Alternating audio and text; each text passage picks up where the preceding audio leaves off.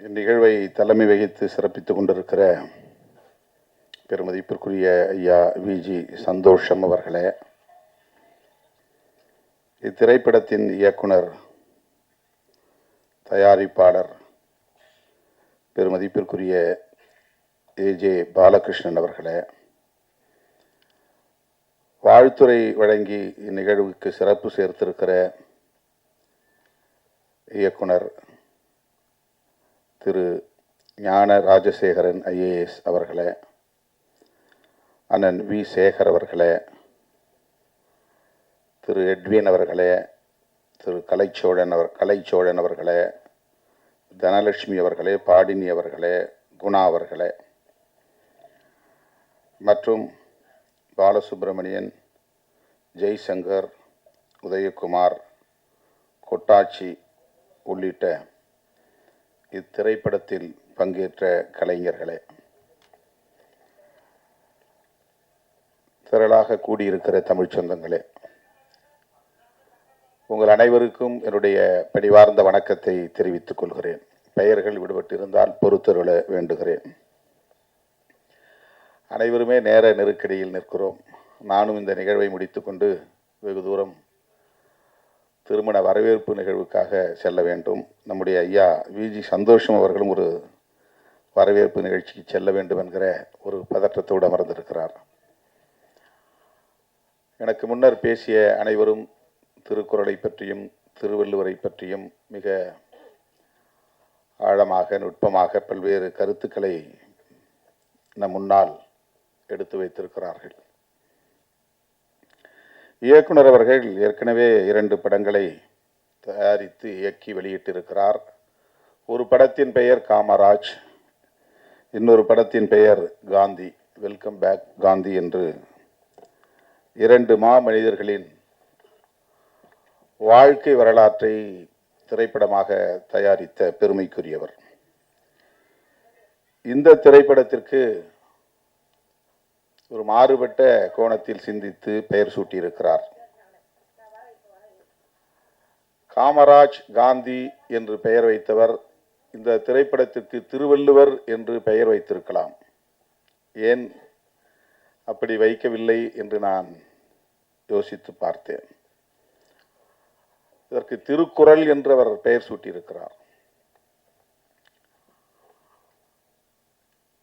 கருத்தியலுக்கு முக்கியத்துவம் தர வேண்டும் என்கிற பார்வை அவரிடத்தில் மேலோங்கி இருப்பதாக நான் பார்க்கிறேன். திருவள்ளுவரை விடவும் அவர் முன்வைத்த வாழ்வியல் மிகவும் முக்கியத்துவம் வாய்ந்தது.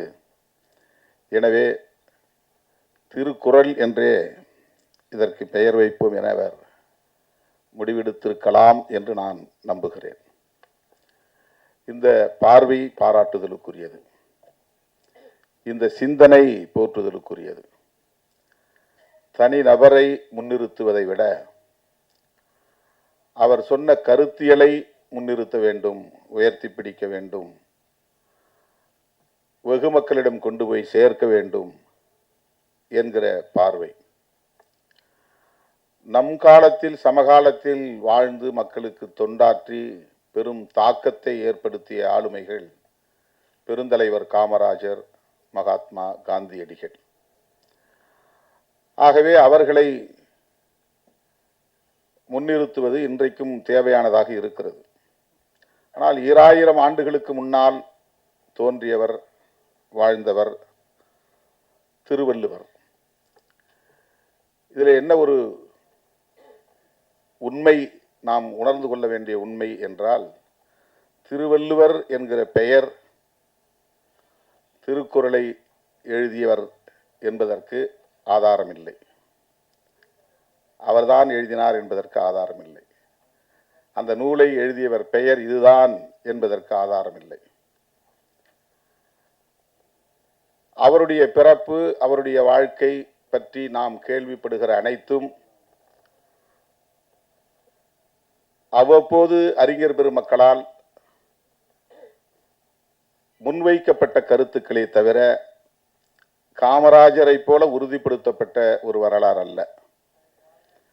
காந்தியடிகளை போல இந்த தேதியில் பிறந்தார், இந்த தேதியில் வாழ்ந்தார், மறைந்தார் என்று சொல்லுகிற உறுதிப்படுத்தப்பட்ட தரவுகள் எதுவும் இல்லை. இப்போது நம்முடைய ஆட்கள் திருவள்ளுவர் எந்த சாதியாய் இருக்கக்கூடும், எந்த மதமாய் இருக்கக்கூடும் என்றெல்லாம் ஆராய்ச்சி செய்கிறார்கள்.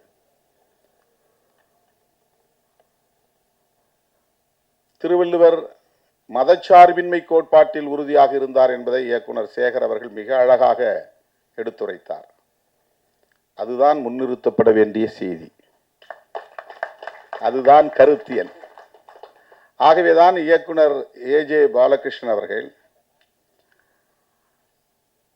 திருவள்ளுவர் யார் என்பதை விட திருக்குறள் என்ன என்பதுதான் மிகவும் முதன்மையானது. அது என்ன சொல்லுகிறது, அதுதான் நமக்கு மக்களுக்கு போய் சேர வேண்டிய செய்தி. ஆகவேதான் திருவள்ளுவர் என்று இந்த திரைப்படத்திற்கு பெயர் சூட்டாமல் ஒரு கதாநாயகனை ஆராதிக்காமல் அந்த நூல் சொல்லுகிற வாழ்வியலை, கருத்தியலை, கோட்பாட்டை பொதுமக்கள் புரிந்து கொள்ள வேண்டும் என்கிற மிக உயர்ந்த பார்வையோடு இதனை அவர் அணுகியிருக்கிறார் என்று நான் பெரிதும் நம்புகிறேன்.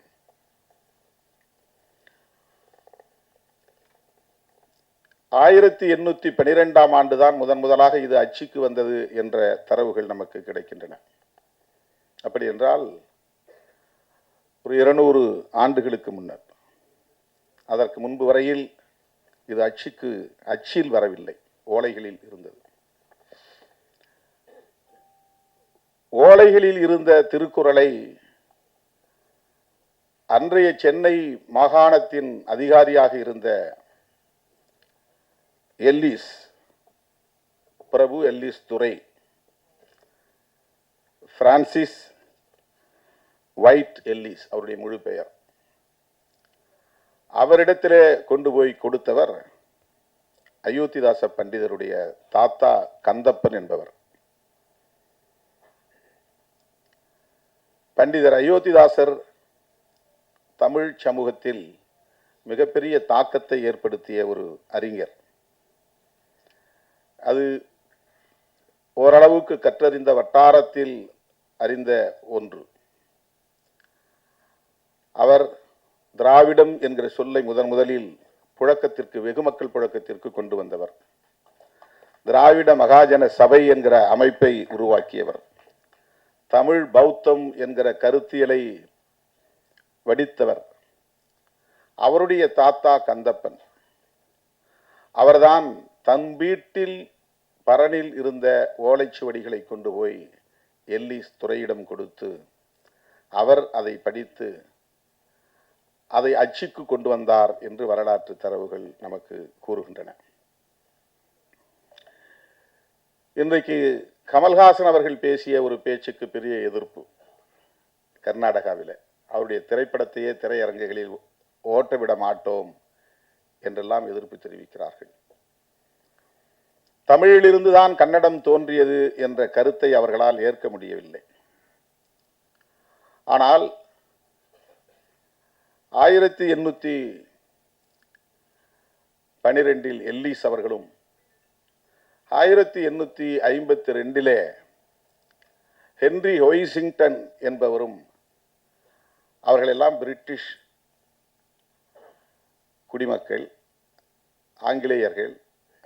அவர்கள் தமிழை கற்று, தமிழை ஆய்ந்து, தமிழ் அறிஞர்களோடு உரையாடி, அவர்கள் தென்னிந்திய மொழிகளான தமிழ், தெலுங்கு, கன்னடம், மலையாளம், துளு போன்ற மொழிகளை எல்லாம் ஒப்பீடு செய்து அதன் அடிப்படையில் அவர்கள் முன்வைத்த கருத்து இந்த மொழிகளுக்கெல்லாம் மூலமொழி தமிழ் என்ற கருத்தை உறுதிப்படுத்தி இருக்கிறார்கள்.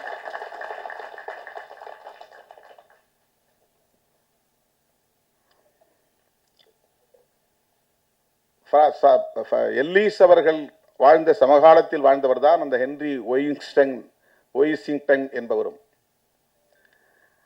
அவருக்கு பிறகுதான், எல்லிஸுக்கு பிறகு 40 ஆண்டுகளுக்கு பிறகு 1856 கால்டுவெல் திராவிட மொழிகளின் ஒப்பிலக்கணம் எழுதுகிறார். இந்த மொழிகள் ஒன்றோடொன்று தொடர்புடையவை என்கிற செய்தியை தாண்டி இந்தியாவில் பேசப்படக்கூடிய பல்வேறு மொழிகளுள் மிகவும் தொன்மை வாய்ந்தது, சிறப்புக்குரியது தமிழ் உள்ளிட்ட தென்னிந்திய மொழிகள்தான் என்கிற செய்தியையும் சொல்லுகிறார்கள். அந்த காலத்திலே பாலி மொழி இருந்தது, அந்த காலத்திலே சமஸ்கிருதம் இருந்தது. இன்றைக்கு பாலி மொழியை பேச யாரும் இல்லை. புத்தரே பேசிய மொழி பாலி மொழி என்று அறியப்படுகிறது. இப்போதைக்கு அது பேச்சு வழக்கிலே இல்லை.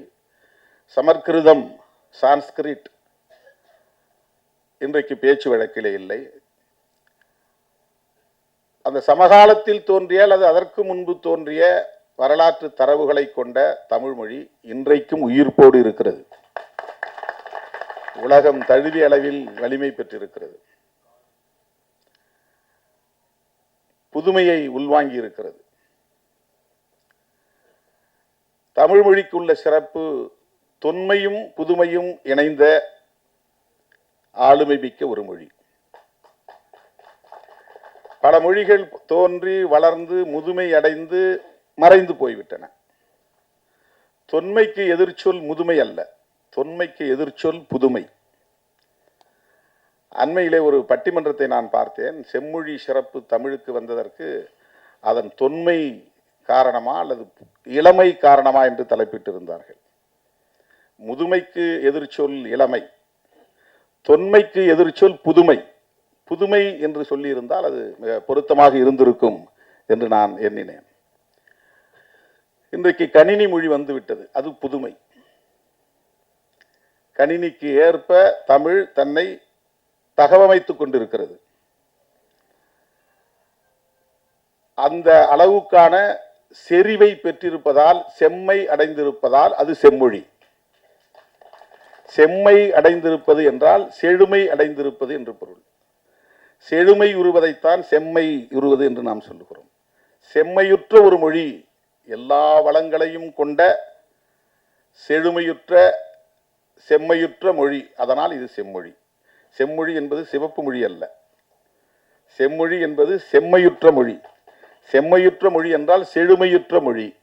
செழுமையுற்ற என்றால் எல்லா வளங்களையும் உள்ளடக்கிய மொழி என்று வரும்.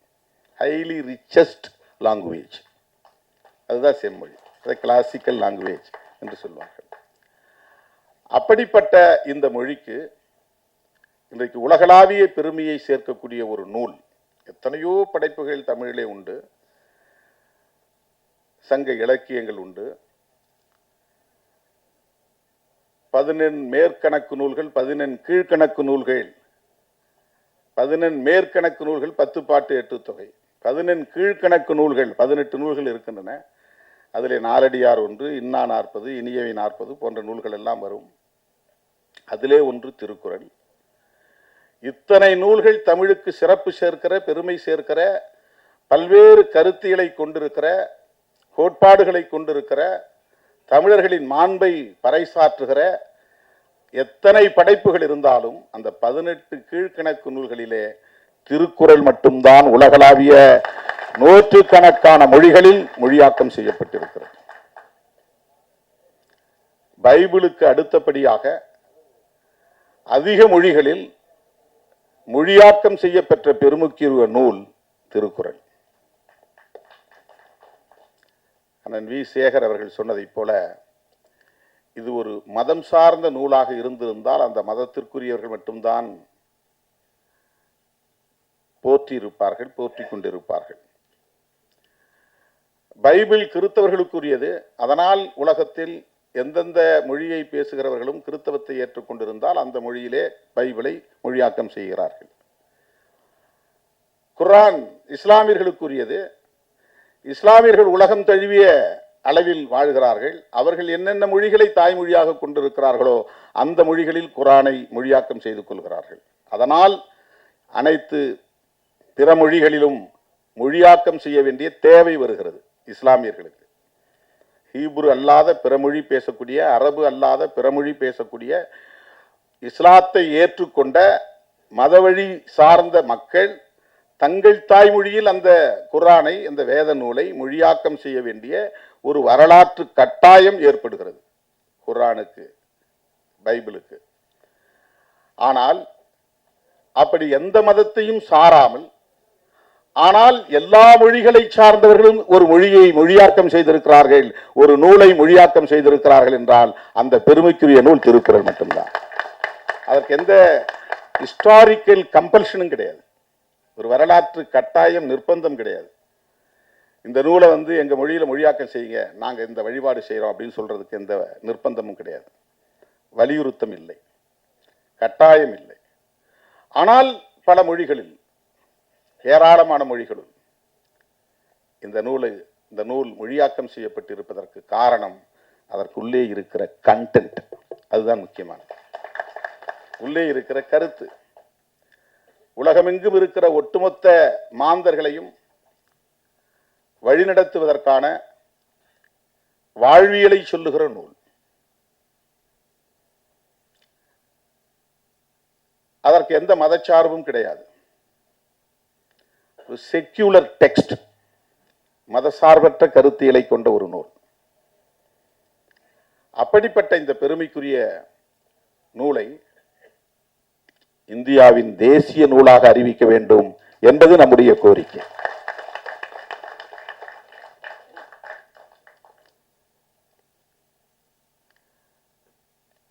ஆனால் அது இன்னும் எடுபடவில்லை.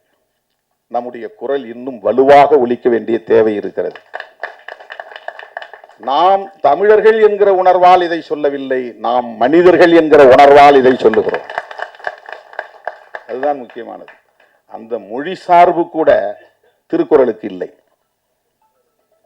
நாங்கள் தமிழர்கள், எங்கள் மொழி மேலானது, உயர்ந்தது என்கிற அந்த சார்பு நிலை கூட திருக்குறளுக்கு கிடையாது. அதனால் எங்கள் மொழியில் எழுதப்பெற்ற நூல், எனவே இதை தேசிய நூலாக்க வேண்டும் என்று நாம் கோரவில்லை. எங்கள் தாய்மொழியில், தமிழ் மொழியில் படைக்கப்பெற்ற நூல், அதனால் தமிழர்களாய் இருக்கிற நாங்கள் கோரிக்கை வைக்கிறோம் என்று சொல்லவில்லை. இது மனிதகுலத்துக்கே பொதுவான நூல், உலக பொதுமறை. அப்படித்தான் திருக்குறளை நாம் முன்னிறுத்த வேண்டியிருக்கிறது, உயர்த்தி பிடிக்க வேண்டிய ஒரு பார்வை நமக்கு வேண்டும். அந்த பார்வை நம்முடைய இயக்குனர் ஏஜே பாலகிருஷ்ணன் அவர்களுக்கு இருக்கிறது என்பதை நம்மால் உணர முடிகிறது. அதனால்தான் இந்த திரைப்படத்திற்கு திருக்குறள் என்று அவர் பெயரிட்டிருக்கிறார், தலைப்பிட்டிருக்கிறார். இதுவே அவருடைய சிறப்பு என்பதை சொல்லி இந்த அரிய வாய்ப்பை எனக்கு வழங்கிய அண்ணன் இயக்குனர் ஏஜே பாலகிருஷ்ணன் அவர்களுக்கு நன்றி கூறி முடிக்கிறேன். நன்றி, வணக்கம்.